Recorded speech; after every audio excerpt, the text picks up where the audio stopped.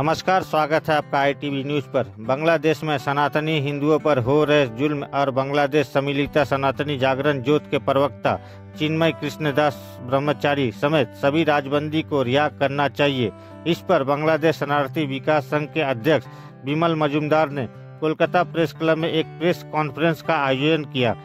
मौजूद थे लेखक धीत्यश्री साहा, मुख्य सलाहकार प्रदीप होम चौधरी और बांग्लादेश शरणार्थी विकास संघ संपादक रुद्र हलदार। इन सभी का क्या कहना है, देख लीजिए ITV न्यूज पर।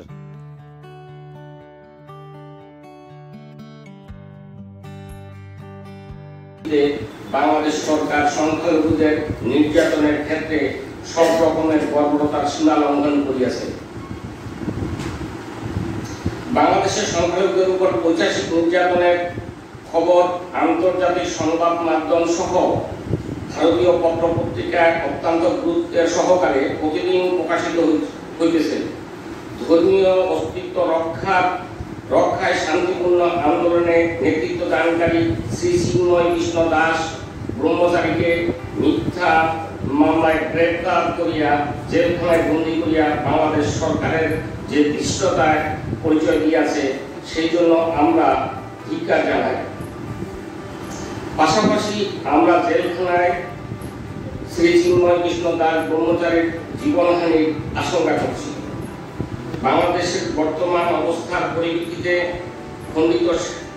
খণ্ডিত স্বাধীন ভারতের ধর্মনিরপেক্ষতা প্রশ্নবিদ্ধ হওয়ার সম্ভাবনা দেখা দিয়েছে। বিচারিতাত্ত্বিক দেশ বিভাগের যে বীজ বৃক্ষ আমাদের জাতীয় নেতৃবৃন্দ রোপণ করিয়াছেন, তাহার সবচাইতে বিষময় ফল বাংলাদেশের সংখ্যালঘুরা আজ ভোগ করিতেছে। ইহা দ্রুত সমাধান ভারত সরকারকে অবশ্যই করিতে হইবে। আমরা মনে করি ভারত সরকারকে প্রত্যক্ষভাবে বাংলাদেশের ব্যাপারে হস্তক্ষেপ করা উচিত, কেননা বাংলাদেশের স্বাধীনতা ভারতের বহু সংখ্যক সৈনিক আত্মবলিদানে জড়িত। সবার কাছেই চাইছি, এই যে যেটা দিয়ে আপনি শুরু করলেন, যে এটা আজকের প্রবলেম না, এই 75 বছরও না, এর আগে থেকে শুরু হয়েছিল।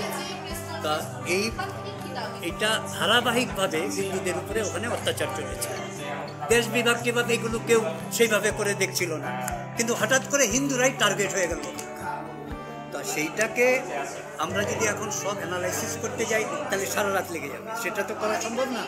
আমি চাইছি UNO থেকে শুরু করে প্রত্যেকটা মানবতাবাদী যেসব সংগঠন আছে, যেসব রাষ্ট্র আছে, তারা এসে ওই মানুষগুলোর পাশে দাঁড়াক যারা এখনও অত্যাচারিত নিপীড়িত, তারা যেন এটা থেকে উদ্ধার পায়। এবং সেটার জন্যে আমাদের সংগঠন যা করা সেটা করবে রাস্তায় নেমে, এবং সেখানে যার যার কাছে পৌঁছতে হয় সেটা যাবে।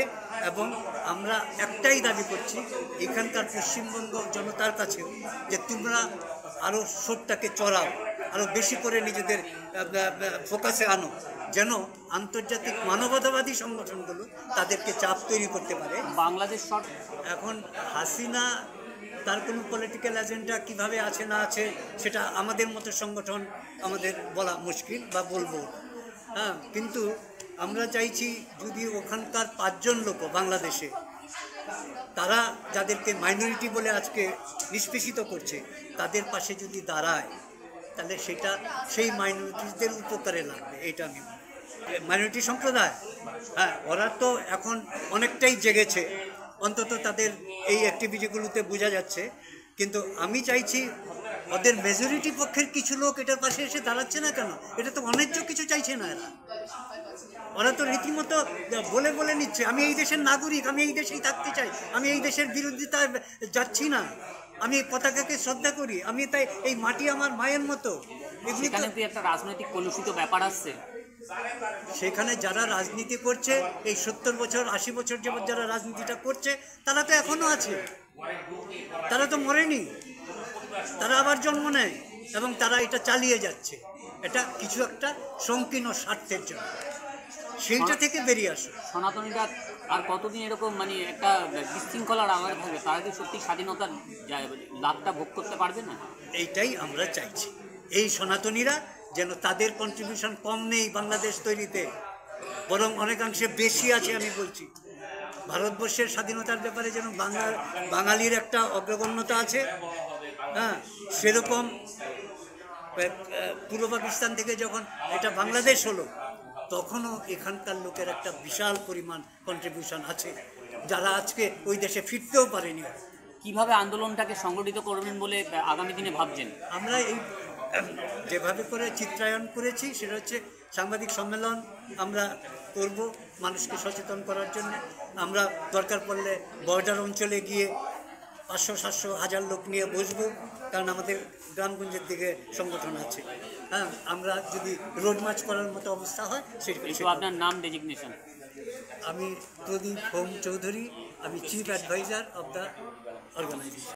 আমরা চাইছি যে বাংলাদেশে আজকে যে হিন্দুদের উপর যেভাবে অত্যাচার হচ্ছে সেটা যাতে বন্ধ হয় খুব তাড়াতাড়ি, কারণ হচ্ছে বাংলাদেশ হিন্দুর শূন্য হতে আর বাকি থাকবে না।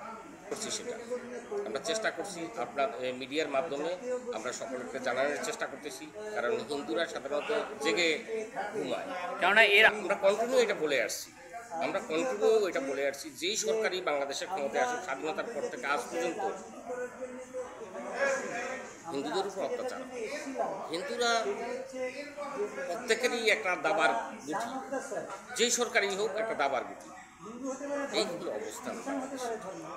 প্রবাসী বাঙালিরা বা আমাদের ধরুন এই পশ্চিমবাংলার বাঙালিরা ধরুন আপনাদের সঙ্গে সাথ দিচ্ছে, কিন্তু আন্তর্জাতিক সংস্থার কাছে আপনারা কি দাবি জানাবেন? আমরা দাবি জানাচ্ছি যাতে শান্তিপূর্ণ পরিবেশে সহাবস্থান করতে পারি। আমরা ভবিষ্যতে আগামী দিনে কীরকম আপনারা সাংগঠনিক শক্তি বাড়াবেন বা কিভাবে এগোবেন এই লড়াইয়ে? সেটা আমাদের চেষ্টা চলছে, আগামী প্রোগ্রাম আছে, আপনাদেরকে আমরা নিশ্চয়ই জানাবো। একটু আপনার নাম, ডেজিগনেশন? বিমল মজুমদার, সভাপতি, বাংলাদেশ উন্নয়ন সংসদ। সরকার মৌলবাদীদের দালাল,